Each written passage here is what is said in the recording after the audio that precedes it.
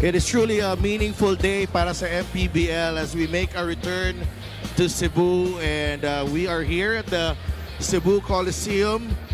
Napakaraming tao, and we are so happy with the way yung pagtanggap ng mga Cebuano sa Mpbl. Magandang gabi po, mayong gabi sa inyong tanan. Si Delph Tupas po, kasama si Andrea Endicio, of course, at your service mga kaliga. Talagang napakainit ng pagtanggap ng mga Cebuano dito sa Mpbl. Ano, partner? Yes, two games nung isang araw in the Hoops Dome. And today, nandito naman tayo sa Cebu Coliseum. But we are taking a break from the game for now because we are here for a special ceremony to honor some of the legends of Cebu basketball who have made this sport what it is here in this country. Yes, partner, what I can say is that Cebu has produced talents na they really had exceptional basketball careers and eventually represented our country in international tournaments. At alam mo, itong Cebu Coliseum, marami itong na-witness na mga iconic games, mapa inter-barangay man yan, inter-collegiate, o kaya naman mga commercial leagues. Talagang masasabi natin na itong Cebu Coliseum, this is one of the homes of one of the most passionate basketball fans dito sa Pilipinas. And nakikita mo nga dito, no, one of the most passionate basketball fans, Yes. itong mga Cebuano. Ay naalala ko nga dito, Andrea, many years ago, I watched the game here, nasa taas ako, napakaraming tao, unbelievable atmosphere. It was an NBA game, so which brings us to this MPBL. Yun talaga kasi yung birth ng regional basketball. So ngayon, andito tayo sa MPBL and may team din ng Cebu. And dati may team din sila. So ngayon, eto nga, we will be honoring some of the greats from Cebu. And they are, hindi lang dito icon sa Cebu itong mga players na to, but in Philippine basketball in general. So let's get this ceremony going. Let's go to Richard Tampos. At this point, let's call on the Mpbl VIPs who are also the legends themselves. Our security head, the Destroyer, Rudy Distrito. Operations head, Coach Zaldi Rialubit. And our beloved Commissioner, Emerson Oreta.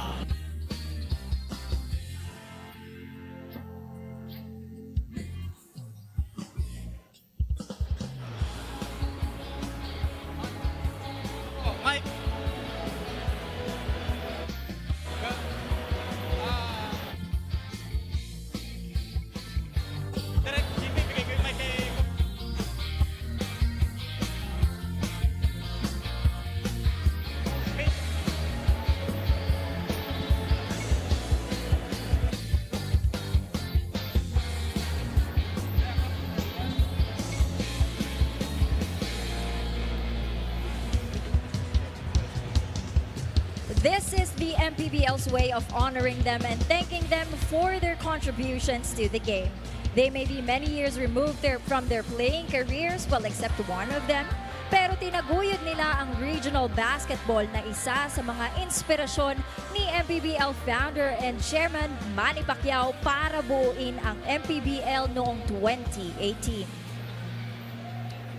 So without further ado, we'd like to introduce our Cebu legends. Bonel Balingit.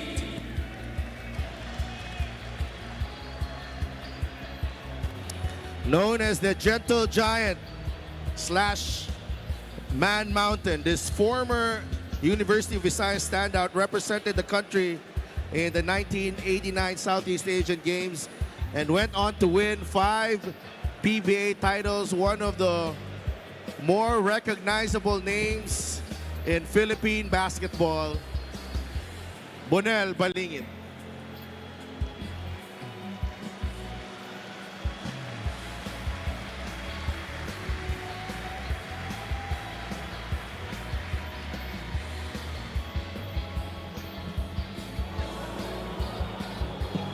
Elmer Boy Cabahug.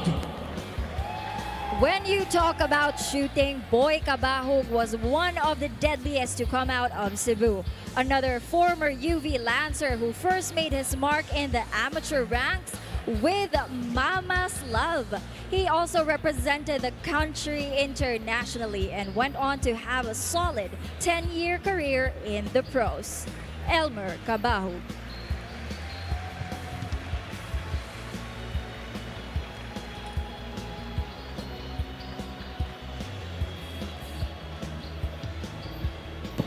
Peter Naron.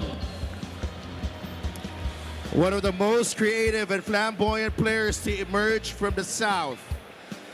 The lefty wing thrived in the open court, splitting defenses and finishing in style.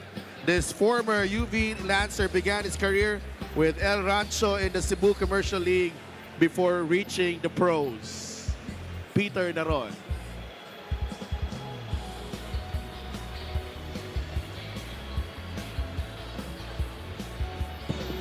Marcelino Teroy Albarillo.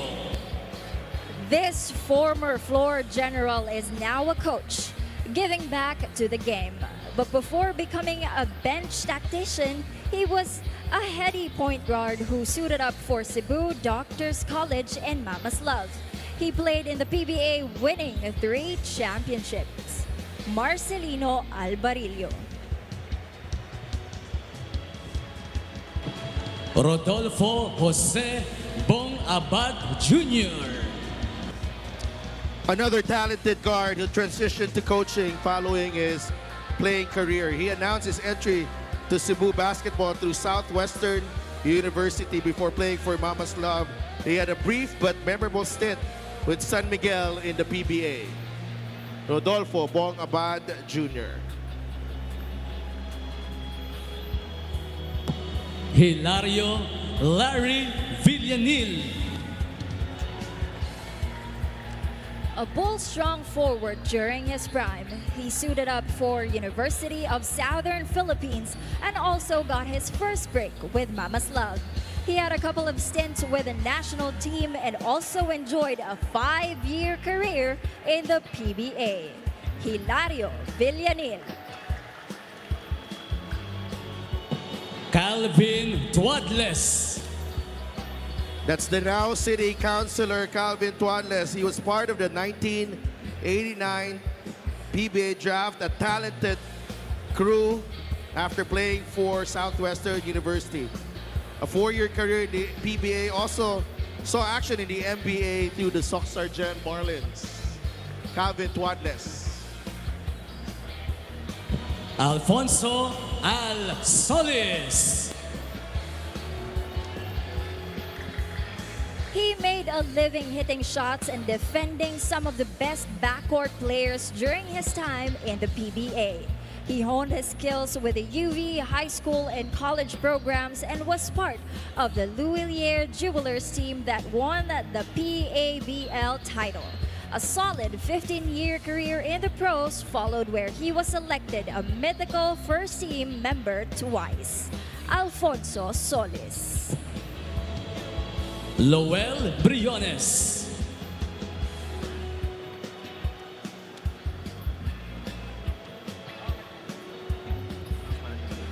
Another UV baby Green Lancer and UV Green Lancer. Briones had a knack of making tough shots and looked like he was dancing to his own beat while he was on the court.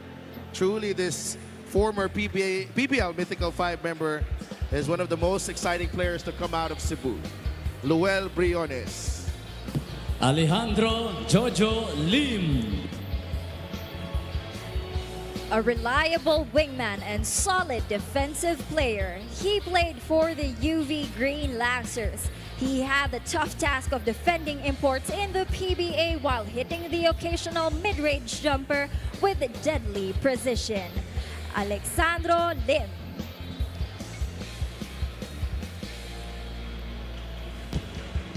Maximo Mad Max Delantes.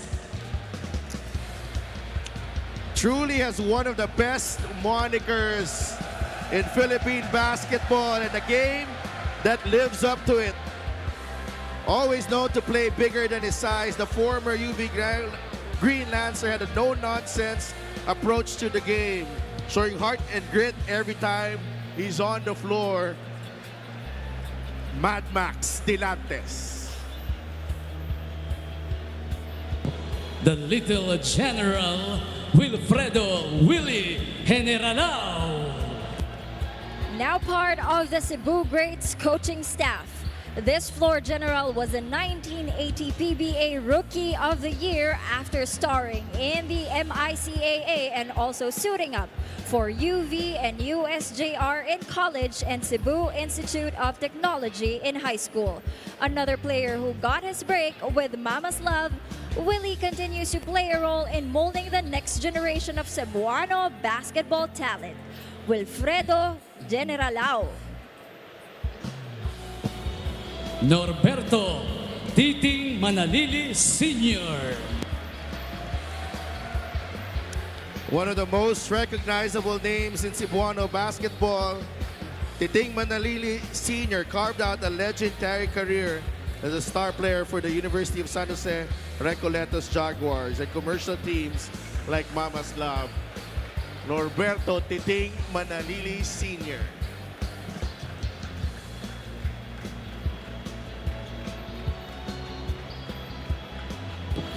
Rogelio Roger Yap Jr.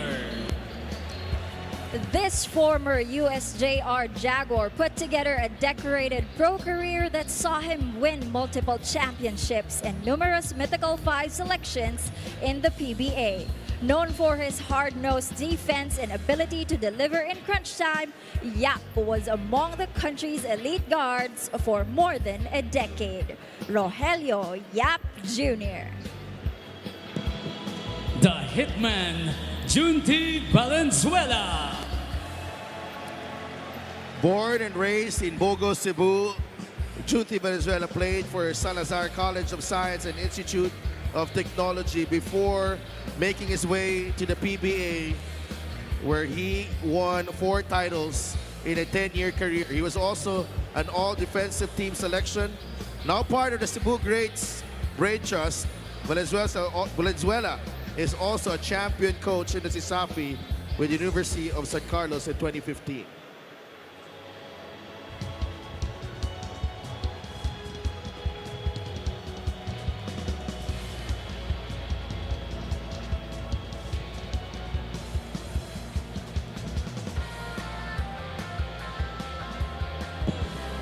Reynaldo Reigns Incerto.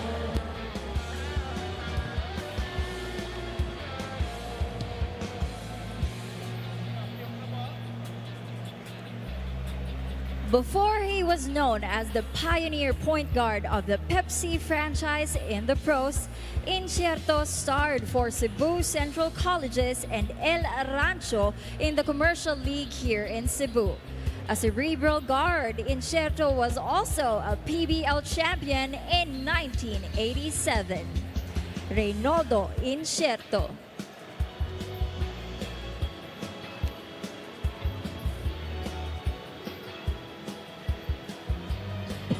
Ramon Montoy Singson. He starred for Cebu Central Colleges before playing at Lulier, the PABL. Known for his mid-range accuracy, Singson actually played the point for most of his career. One of the finest guards to come out of Cebu, Ramon Montoy Singson.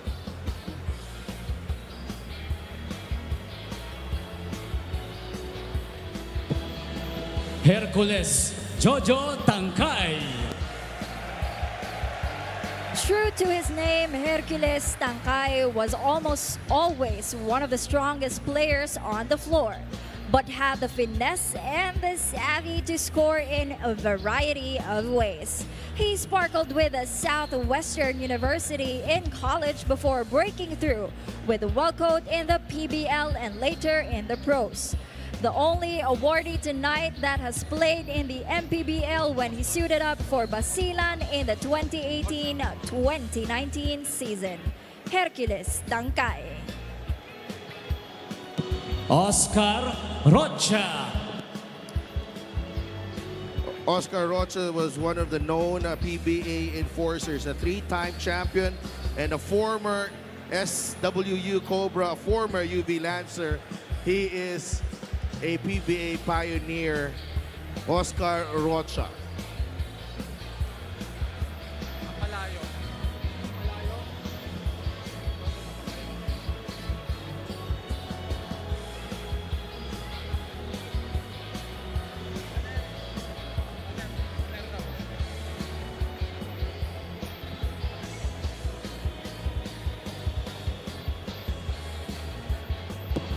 Crescencio, the Magic Man, Don Ampalayo. A former PBA Rookie of the Year awardee. He had one of the most interesting monikers in Philippine basketball in the Magician or Magic Man for his ability to pivot past defenders on the low block. He starred for USJR in college before moving on to play almost 10 years in the PBA, where he won 4 titles and was part of the mythical team twice. Crescencio Ampalayo. Manuel Manny Paner. One of the best centers to play in pros. Paner was a member of the last national team that played in the Olympics in Munich in 1972. He was also a center of the national team that won gold in the ABC Championship in 1973. Was already a star in his own right when he joined the pros in 1975. Manuel Manny Paner. El Presidente, Ramon Fernandez. We have one of the greatest players in Philippine basketball history in El Presidente, Ramon Fernandez. 4 MVPs in the PBA, an ABC gold medalist and a silver medalist in the 1990 Asian Games. Don Ramon was known for his elegant hook shot, but he also made his mark as an elite defender and rebounder. Has always been an advocate in promoting sports and youth development with key roles in different organizations. A former PSC commissioner, Fernandez's legacy in Philippine basketball has long been secured. Ramon Mon Fernandez.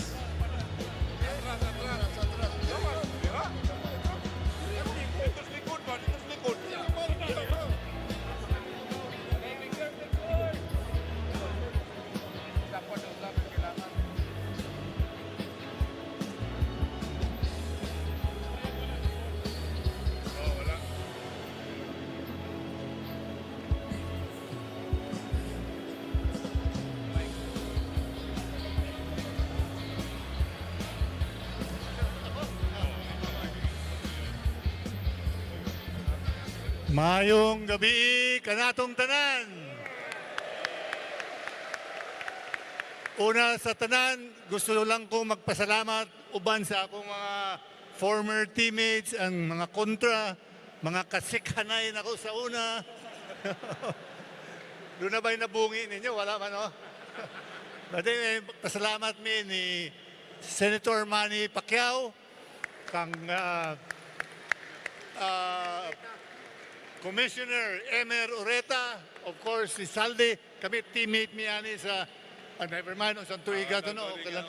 Karaang panahon pa. Of course, si Rodi Distrito, no? O sa tanang mga kauban ako, ubang officers, si Willie Maanoy Hiniralaw, Manoy ninako sa Tanduay mi, no? So, malipayon kay mi, labi na ako, nga finally, nakabalik ko after so many years. Katapusan ako din nagduwa pa man tingay ko, no? So kadaghanan ninyo din mura mag inyo pang papa og lolo tingali nakatanaw na mo. No. No, tinuod no. So may na lang nakasuroy ko og balik, makapagpasalamat ninyo sa ngalan sa akong ubang kauban sa pagsuporta ninyo sa Philippine basketball, labi na sa mga nanuwa din sa Cebu. Mayong gabi kaninyong tanan. Salamat sa pag-anhin ninyo.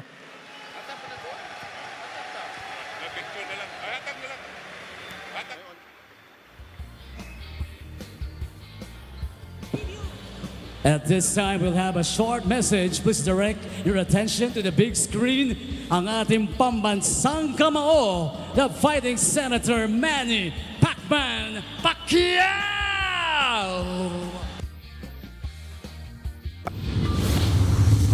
Hello, mayong gabi sa atong tanan. Magandang gabi po sa ating lahat.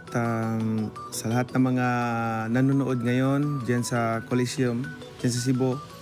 Maraming salamat po sa inyong suporta, lalong-lalo na sa ating mga legends of basketball na nandyan nagkatipon-tipon. Maraming pong salamat sa inyong walang sawang pagsuporta sa Mpbl. At salamat sa Cebu team sa pagbabalik. Nais kong pasalamatan ang lahat ng mga tao na dumalo at nakasuporta sa Mpbl. Sayang nga lang po, wala po ako dyan sa Cebu ngayon. But siguro sa mga susunod pong mga game, hindi man ito ang huli. Marami pong mga games ang magaganap dyan sa Cebu. So I hope na maka-attend ako sa mga games pa ng ibang mga games pa ng Cebu team. So congratulations to all of you and salamat sa ating mga fans na nandyan ngayon. Maayong gabi sa atong tanan. Salamat po ulit sa tanan ng mga legends of basketball na nagkatipon-tipon karon diha sa Cebu. So salamat sa atong mga staff sa Mpbl sa inyong padayon nga pagpaningkamot para makahatag og maayong liga sa atong mga kaigsuonan, makapagbigay ng magandang liga sa ating mga kababayan. So maraming salamat po sa inyong lahat. Kami po ay walang sawang nagpapasalamat sa ngalan ng Mpbl family. Kami po ay walang taos puso nagpapasalamat sa inyo lahat sa walang pagsawang pagsuporta. Congratulations to all of you and sa lahat ng staff, mga audience na nandiyan ngayon. Marami pong salamat sa inyong lahat. Once again, congratulations to our basketball greats and thank you for inspiring generations of Filipino basketball fans. Let's give them another big round of applause. Come on!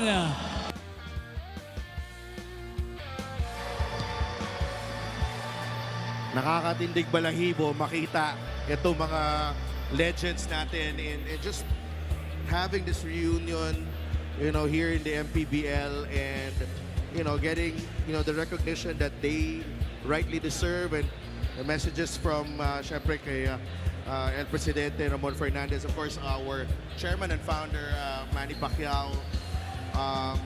Truly a meaningful night para dito sa Cebu and the Mpbl.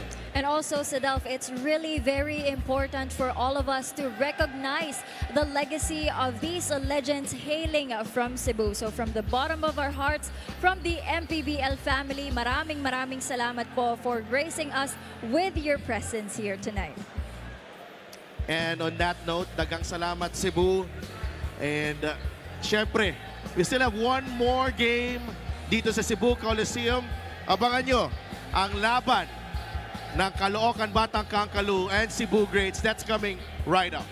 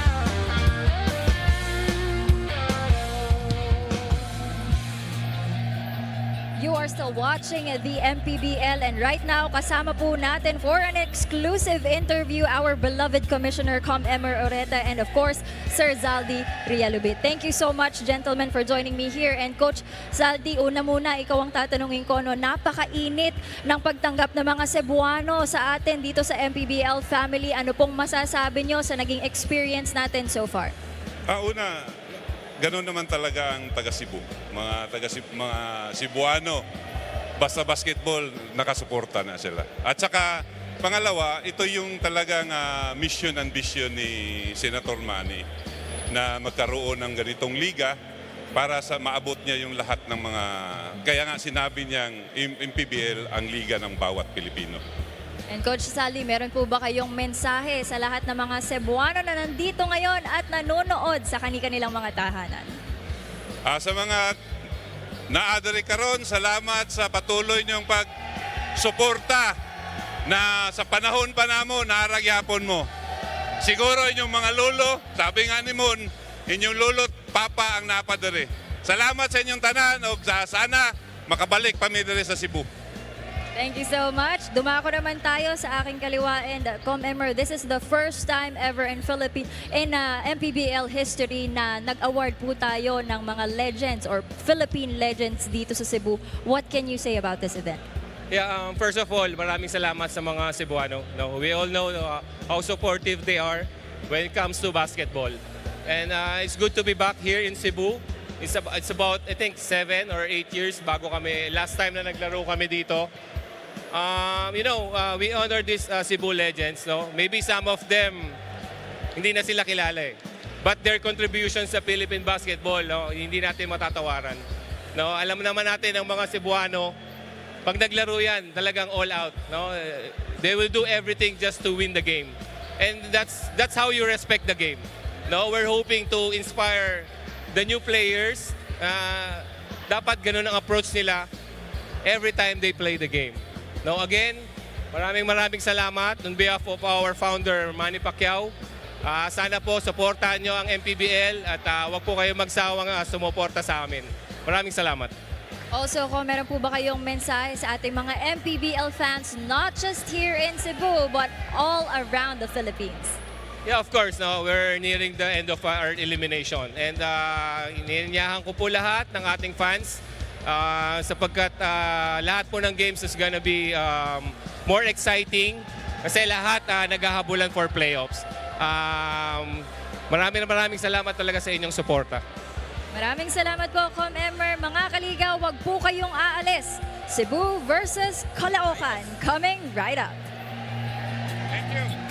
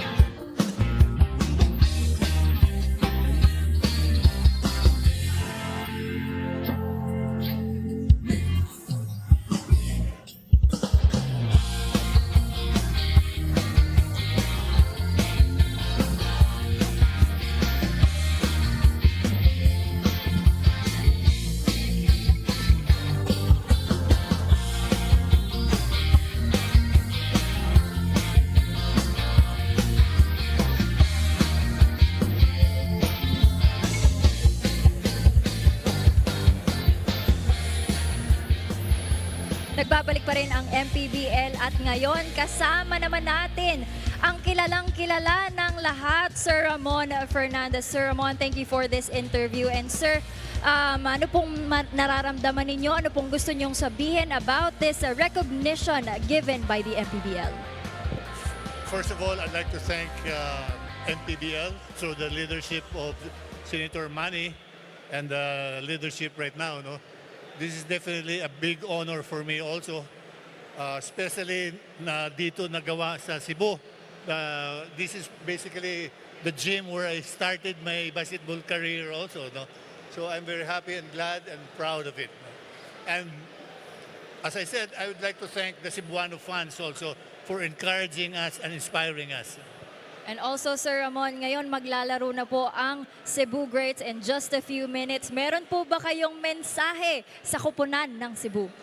Well, I'd like to wish them good luck, of course, and all the other teams for that matter. Good luck to everyone.